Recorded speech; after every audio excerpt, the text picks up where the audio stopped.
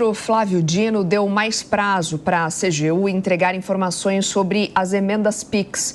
Enquanto isso, na Câmara foi protocolado mais um projeto com regras para a liberação dos recursos. Janaína Camelo.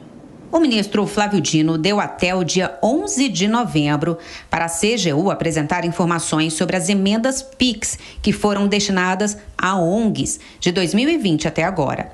O prazo terminaria nesta quinta-feira e foi estendido após um pedido da Controladoria. Na decisão, o ministro justificou que o órgão do governo tem cumprido as determinações do STF, ao que ele chamou de erradicação de práticas associadas ao orçamento secreto. As emendas PIX estão suspensas há 2 meses, assim como as outras emendas parlamentares, até que todas elas atendam a critério de transparência. A CGU tem levantado informações de anos anteriores, não só sobre as emendas PIX, mas sobre todas as outras que foram executadas sem qualquer tipo de transparência. Esse trabalho está sendo feito em conjunto com as equipes técnicas da Câmara e do Senado. Flávio Dino quer saber quem indicou cada uma delas, mas há dificuldade nessa identificação. Isso não é impedimento para que o ministro autorize a retomada dos repasses. Ele espera o projeto de lei regulando a execução de emendas parlamentares que foi prometido pelo Congresso Nacional e pelo governo federal. O acordo feito em reunião entre os 3 poderes no último dia 23 era aprovar a proposta nesta semana no Congresso. De lá para cá, alguns projetos foram apresentados, como o do senador Ângelo Coronel, do PSD, que não foi bem avaliado pela Consultoria de Orçamento do Senado. Na última quarta-feira, ele se reuniu com Flávio Dino para defender a proposta e garantiu fazer mudanças.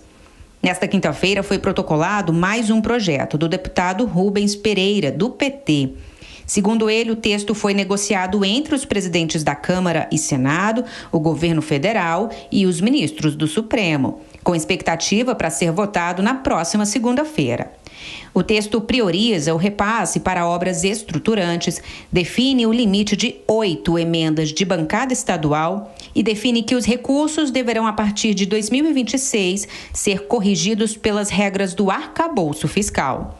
Isso vai evitar que o volume de emendas cresça sem controle, já que hoje o valor é corrigido por um percentual da receita corrente líquida, ou seja, de acordo com a arrecadação, que tem batido recordes. Mesmo diante das exigências de transparência, o deputado disse que não há como individualizar as emendas de comissão. Ele ressaltou, porém, que apenas comissões permanentes poderão destinar recursos e sob regras definidas para os repasses.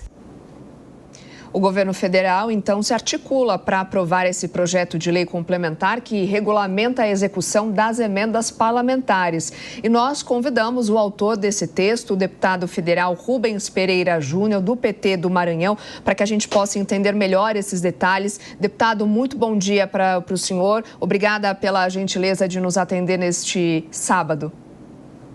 Bom dia, eu é que agradeço.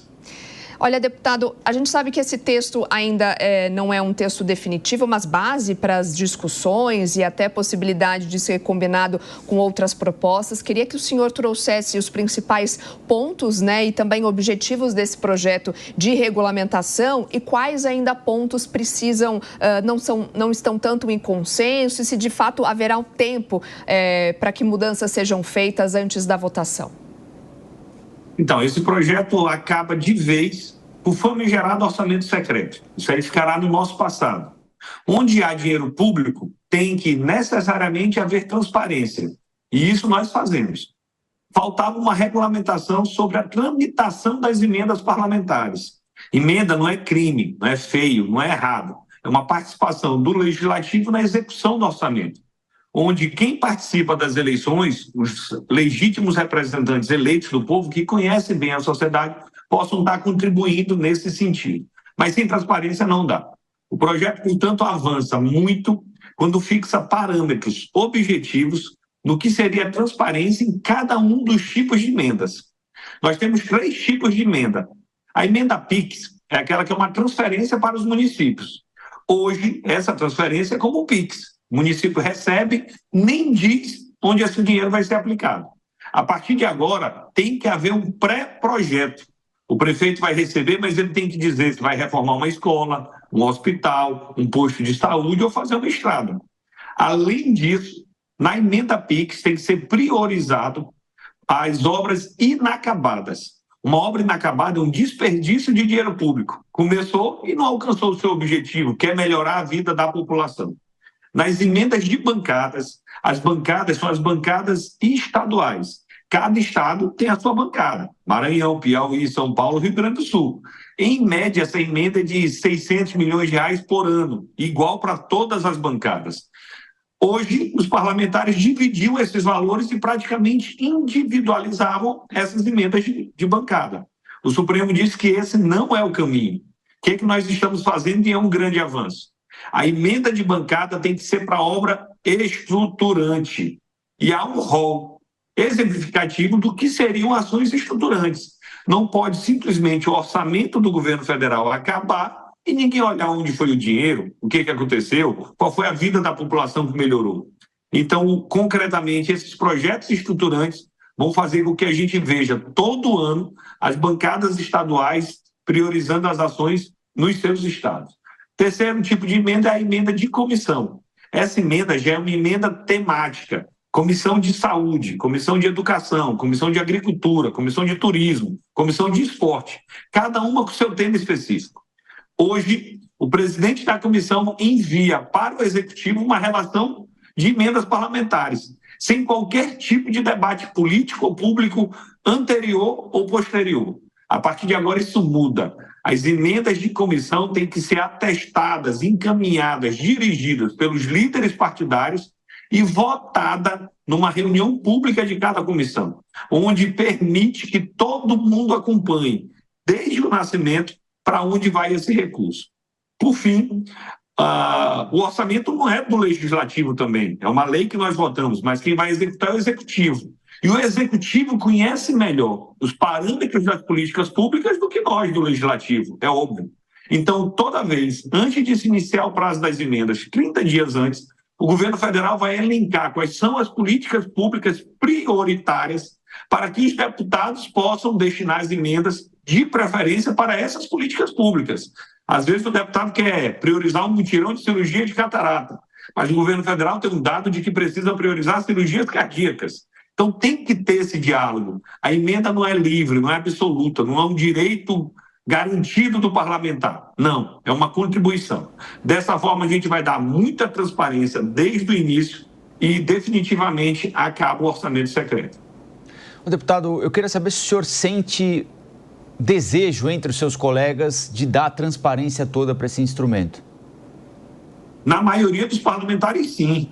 É certo que uma parte dessas emendas parlamentares pode ter algum tipo de desvio. E aí é caso de polícia, não é caso de política. A gente não pode, por culpa de alguns, prejudicar este instrumento que é muito importante para democratizar o acesso dos recursos públicos a muitas cidades. Então, quem fez algo errado, que apure com rigor e que seja definidas as suas responsabilidades.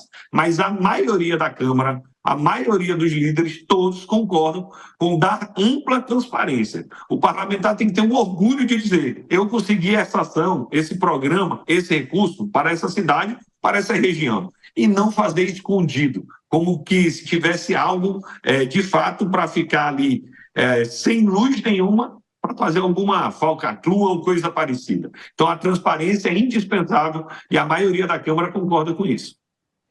Agora, deputado, nesse sentido, né, de fiscalização, como que o senhor enxerga o papel do próprio Tribunal de Contas da União na fiscalização dessas emendas, especialmente com esse reforço proposto? Indispensável. Onde há dinheiro público tem que ter fiscalização. Como esse recurso é federal, quem fiscaliza é o TCU. Então, nós criamos várias regras que, desde o envio da emenda, o beneficiário já vai ter que informar a CGU, vai ter que informar o contratante, vai ter que informar valor, vai ter que informar prazo, para que esse acompanhamento e essa fiscalização seja permanente.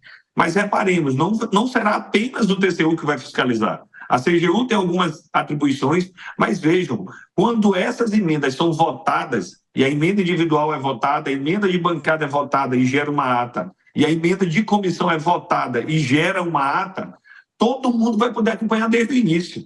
Nós queremos que a sociedade fiscalize, a imprensa tem seu papel e os órgãos de controle também. Quando todo mundo acompanha, diminui o risco de erro, aumenta a transparência, ganha o Brasil. sobre o projeto de lei que quer regulamentar as emendas, a execução das emendas parlamentares. Conversamos com o deputado federal Rubens Pereira Júnior, do PT do Maranhão, a quem eu agradeço novamente pela participação aqui no Jornal da Manhã. Uma boa tarde para o senhor. Eu agradeço. O projeto está na pauta já de segunda-feira para ser votado a urgência na Câmara. Deve ser votado no máximo até terça-feira. Bom dia a todos. Obrigada, bom dia.